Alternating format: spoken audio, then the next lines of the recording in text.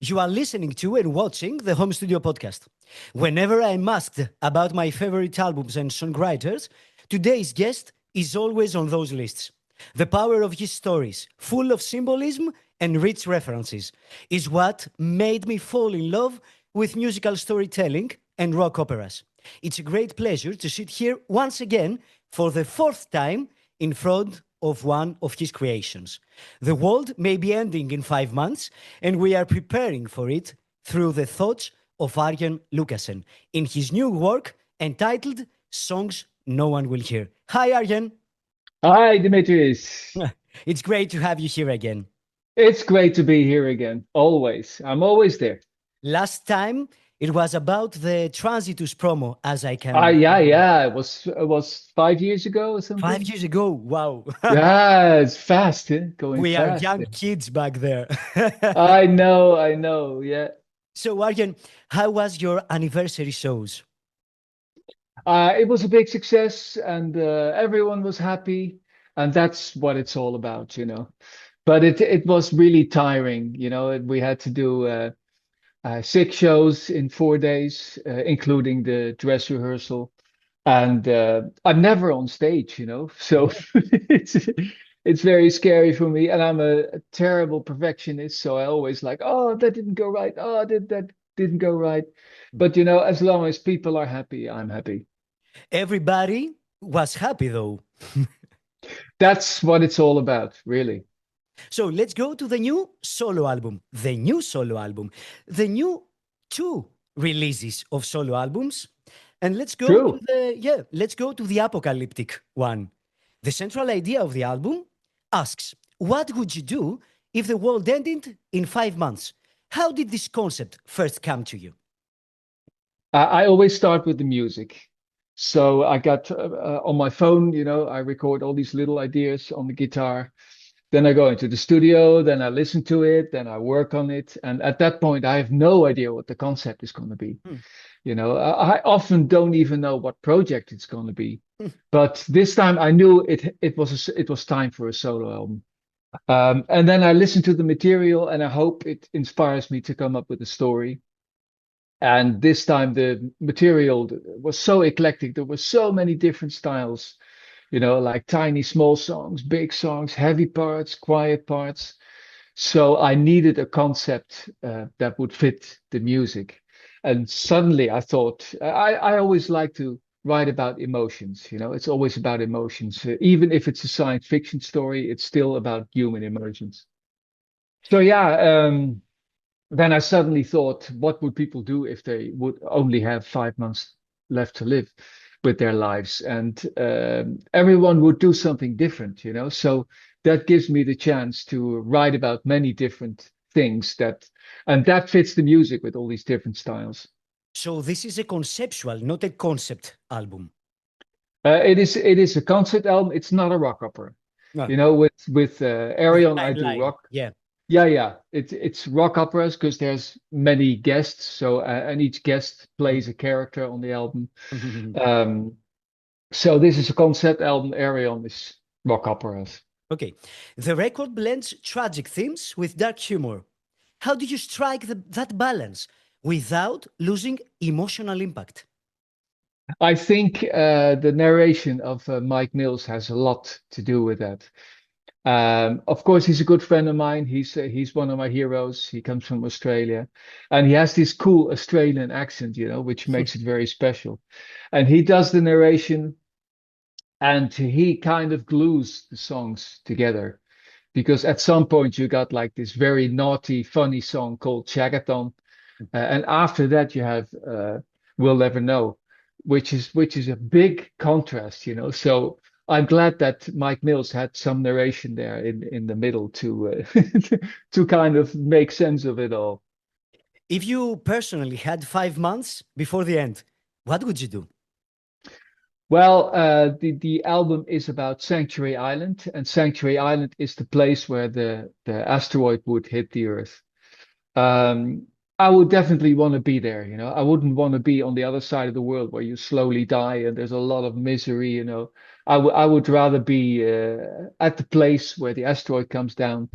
And I kind of had this hippie feel, that there's all these people on this island, they're holding hands and they're singing, and well, the end, Yeah, well, the end comes. the So, hippie one. sorry, The hippie one the style of things. hippie, definitely, it's the hippie there. Yeah, yeah. Okay, can you describe the creative process of making a concept album from scratch to its release? How do you conceive the story, the script, and the roles, if there is an Ayreon or a solo one?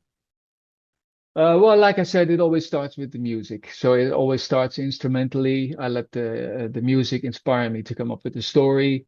And if it's an Arion, I make a list of singers I would like to work with, and then I like where would they fit on the album, and then I divide them all over the album. And at that point, I don't have lyrics yet or melodies. It all depends on the singers. But of course, on this album, it's my solo album, so I sing. It's like 80% of my vocals.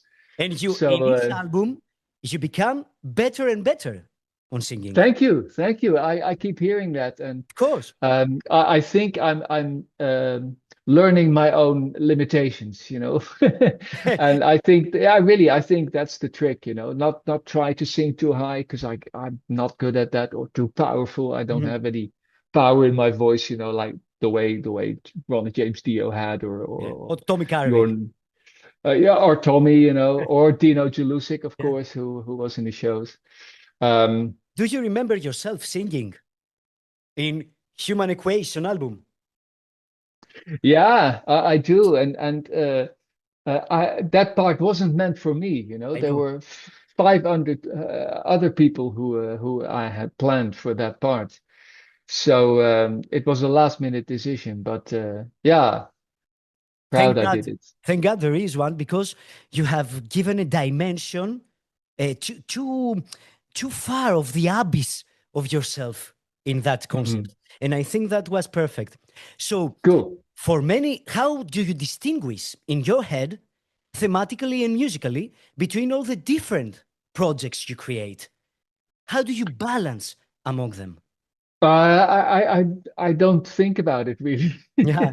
It's all a very spontaneous process. So, like I said earlier, if I start a project, I often don't even know what it's going to be. Because as soon as I decide it's going to be this, I'm going to limit myself. So I always wait a bit and see how it develops. But really, there's no master plan. It's Mm. all baby steps. It's one step after another, and allow myself to change things. That's very important. When I started Arion, I had a vision, and that's what I wanted, and I didn't want to deviate. That's the. But by now, getting older, I've learned that it's good to, as they say, kill your darlings. That's very important to keep changing things until it's good. For a perfectionist like me. Mm. I have too many young kids, my students and listeners, that ask me always about the financial side of things. Sure. When did you understand that music is what you have to do just to listen by it? When was the line, the thin line between not living from music and living Mhm. from that stuff? I had no choice. Mm. Music was everything for me.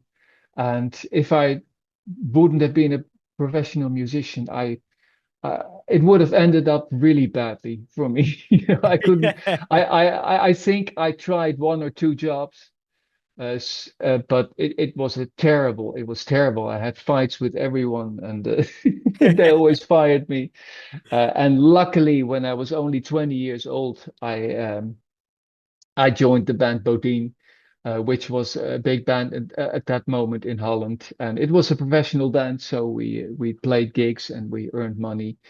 Um, so I'm really glad that that happened really soon. But otherwise, it would have ended up very badly for me. Of course. Did you change your financial thoughts as the music industry evolves? Have you gained some new stuff to gain money as a musician has to do? Well, I think if you set out to earn money with music, in the wrong business, Mm. because it's not going to happen. And the more you want it, the less it will happen. Of course. And especially now with the downloading, you get so little money from the streaming, and people hardly buy physical product anymore. I'm talking about CDs, and some start buying vinyl again now, which is of course very good. You are always Um, sold out artist in your vinyl. I'm lucky to have been uh, already active in the 80s, Mm. and I was active before the whole downloading and before the whole streaming started. So I'm really lucky. People bought my CDs from the 90s on, and Mm. I always made beautiful packages. I always put a lot of money in packages, so it's something nice to have. And now, even though people don't have a CD player anymore, they still buy my stuff because they're completists, they want to have it complete their collection. So I'm lucky, but for bands nowadays, it's really hard, don't expect to earn money with it, and don't even try, because I tried that in the 80s. I tried for 10 years to do what I think people wanted, but that doesn't work.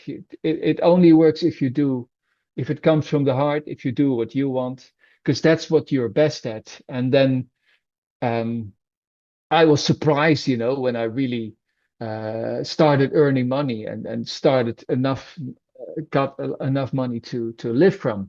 I never expected that, and it was never my goal. But yeah, at some point I was very happy that happened. Yeah. Do you remember your presence in Greece with Anneke? Yeah, of course. Yeah, that was What do you great. remember from that Uh, appearance? I remember very good food, Greece food.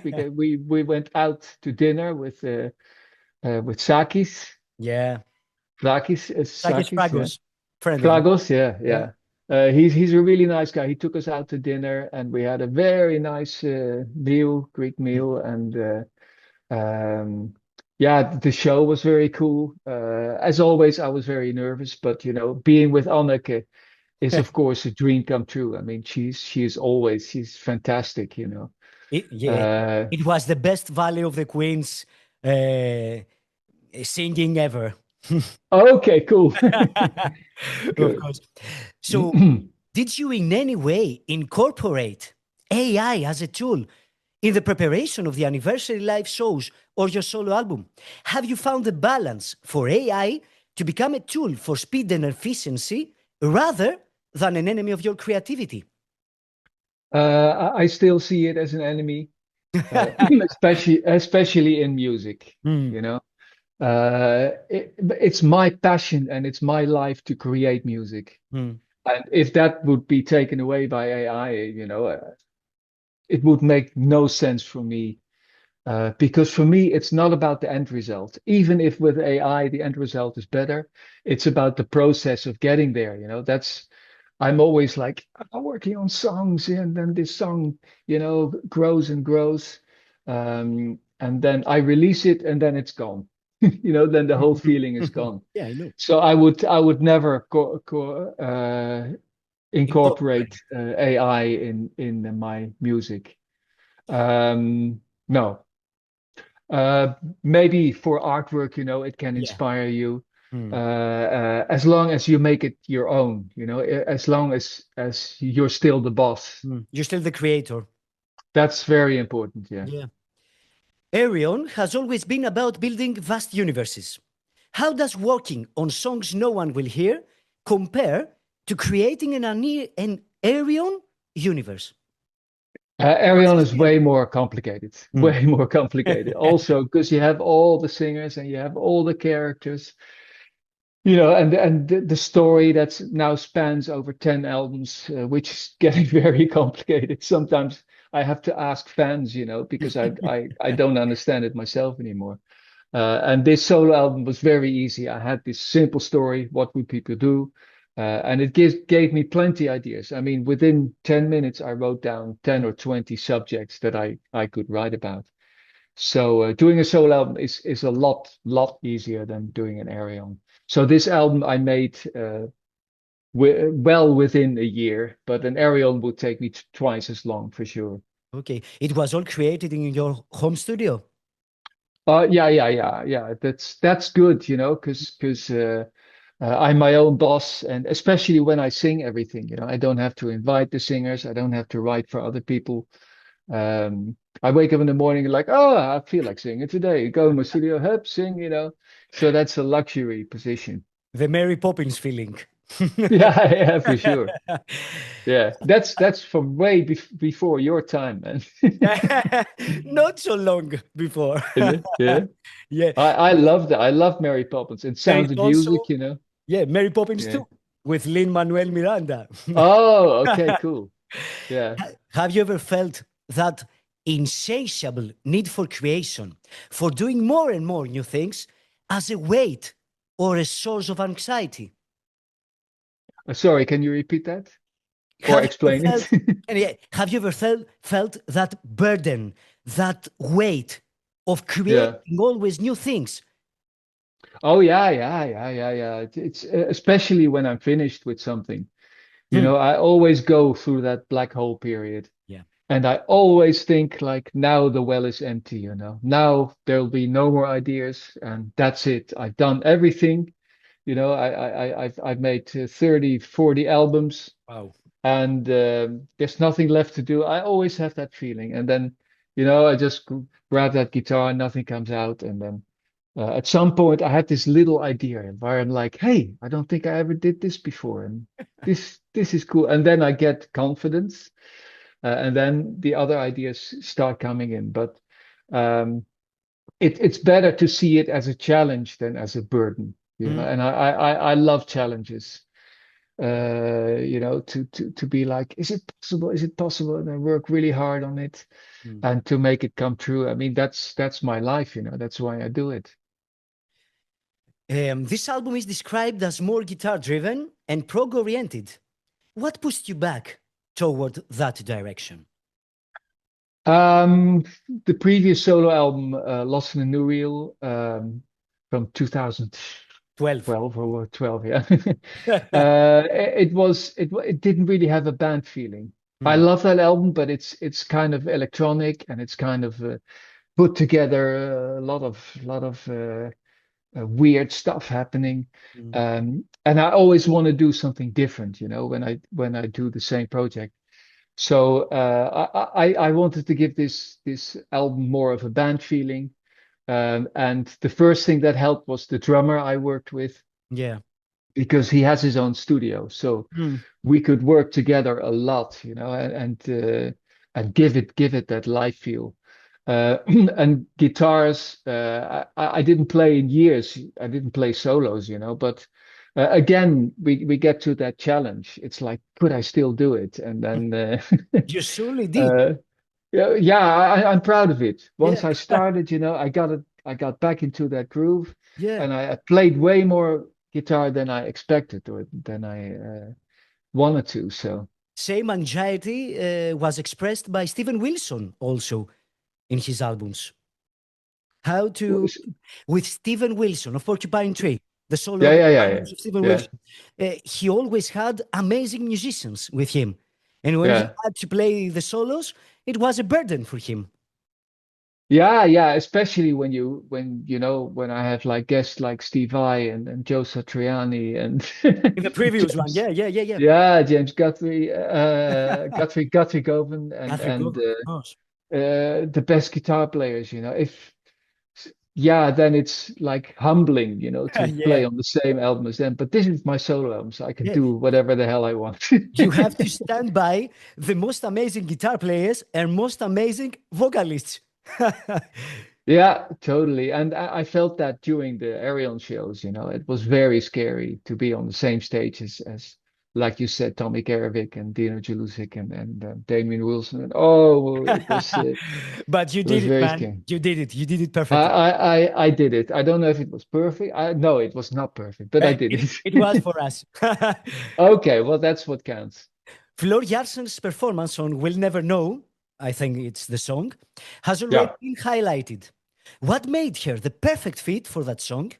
And how's working with singers that are now so strong vocal personalities. Well, that song, of course, is a very, very sad song about a couple who are expecting a little baby girl whom they will never see. And as I was working on it, I thought maybe it's too sad, you know, maybe it's like a tearjerker, maybe it goes too far. And then I thought there's only one singer in the world who could get away with this, who could sell this, you know, who could play that part, and that was Floor. So I was just hoping, like, please, Floor, I hope you have time, and I hope you say yes, because if you won't do it, I won't do the song. Whoa. And I sent it to her, and she's a mother herself, you know, so she really felt the story, the lyrics, and she really had a yeah, an extra. She gave it extra passion, Mm. you know, and you hear that, she's really into it. So Yeah. The album deals with humanity facing an asteroid impact. Do you see it as a metaphorical for today's world or purely fictional? it is metaphorical, you know. There's a lot happening in the world that's not good. Mm. I often say it. I'm not. I don't want to put politics in my music. You know, it's not my place. I'm a musician. I'm an entertainer. So I wanted to be entertaining. So I picked the asteroid, you know, which is a danger, not, you know, From from the above. universe, Mm. Yeah. from above, right? Um, so I definitely didn't want to get political and do nuclear wars or whatever. So yeah, it can be seen as a metaphor. Did you, in any point, got tempted to link the solo album with the Ayreon universe, the asteroid coming from X or Y or something like that? Well, actually, I did. Oh, I knew that. If you listen all the way at the end, you hear a voice, and it's not Mike Mills, it's not me, it's Peter Daltrey. Wow. And Peter Daltrey, of course, played the Alien Forever in Yeah. the Electric Castle story. So I asked him to say that line, and it's open for interpretation, you know. Of course. But but but indeed, you know, the Forever race already once fired an asteroid at the Earth Mm. 65 million years ago, destroying the dinosaurs. So yeah, maybe they did it again. Maybe they were like, okay, we created this human race, but they're making a mess of it. So let's end this and, you know, try I, something new. I see, I see. So, do you feel that music in some way can prepare us to face fear, loss, and chaos? Music can do so much, you know, at least for me. You know, I have headphones and you know, in all shapes and forms and All kind wherever of I am. headphones. Yeah, well, when I'm, you know, when I'm rowing or when I'm working out or when I'm walking outside, you know, it's for me, it's escapism, music, and that's also what I want to offer with my music. So yeah, to answer your question, there's a song. It's not on the album. It's one of the bonus tracks. Oh. It's called "Listen to Sabbath." And I wrote this song which way before their last show and before Ozzy passed. And it basically says, you know, hey man, you can all worry and make wars and you know and make a mess of everything. I'm gonna sit in my room and listen to Sabbath, you know. Goodbye. So, because you have mentioned it, what about Ozzy? It was on your basic inspirations back then. Uh, Definitely. I think the first metal album I bought was Masters of Reality. When it came out, I think it must have been 1971. Hmm. So yeah, that was the first. Yeah, well, maybe Deep Purple. I Yeah. see your shirt there. Maybe Made in Japan was the first Hmm. I bought, but I don't think Deep Purple is a metal band, you know. But I Yeah. think definitely think that Black Sabbath was the first metal band, you know, that they had this huge guitar sound, and of course Ozzy wailing over it. So, yeah, Master of Reality was a very important album for me. So let's go to the final question, which is the most difficult. because you always thinking about the next step. Okay, even though your solo album have just been released, what are your next plans? Either in terms of promoting them, the solo albums, the re-releasing of the first one of 93, Hmm. and Hmm. that one, and for any upcoming projects, are you ready to talk about a next Ayreon or Star One album? Oh, that wasn't a difficult question. No. Well, the first thing, of course, is mixing the live stuff.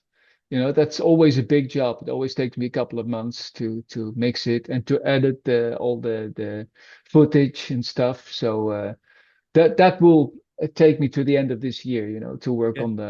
on the Blu-ray or DVD. I don't think you have DVD anymore. Let's call it Blu-ray. Yeah, yeah, of Blu-ray of the live album. So that's the first thing I'm gonna do. course.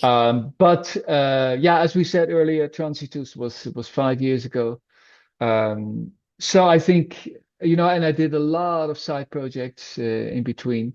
So I think I'm ready, and definitely the fans are ready for another Arion. So Yes, we are. yeah. So that I'm guessing I'm like 99% sure that that will be the next step. Nice, nice. Arjen, it was a pleasure as always talking to you. I enjoy it too, always, I'm you a know. big fan of yours, you know that. Cool. Yeah, I see the human equation behind you. Yeah, So of course. Human equation is my base in every best of list of mine. oh, Yeah. cool. I Cool. totally love rock operas, and I think Yeah. that the way the threads on the story are something wonderful. I totally love it, and I think that Human Equation was my first impression, and Dark Side of the Moon and the Wall was secondary ones Oh, whoa, whoa. You because of know my how to age. give a compliment. Because of my age. It was Yeah, my of course. Yeah. the wall. Oh, whoa, whoa. That's a big compliment. Thank you very much, Arjen. It was a pleasure. Thank you. And I totally expecting to come to Greece again. I don't know. I'll I'm talk to such a Sakis. I'll talk to Sakis to persuade you. yeah, yeah, yeah, yeah. With good food, probably he Of course, will always, always, always. lure me. Yeah. Looking forward for the next Arion album and whatever I comes after that. We'll definitely talk again then. Yeah, of course. Thank you very much, Arjen. It was a pleasure. Okay. Bye, man. Bye, man.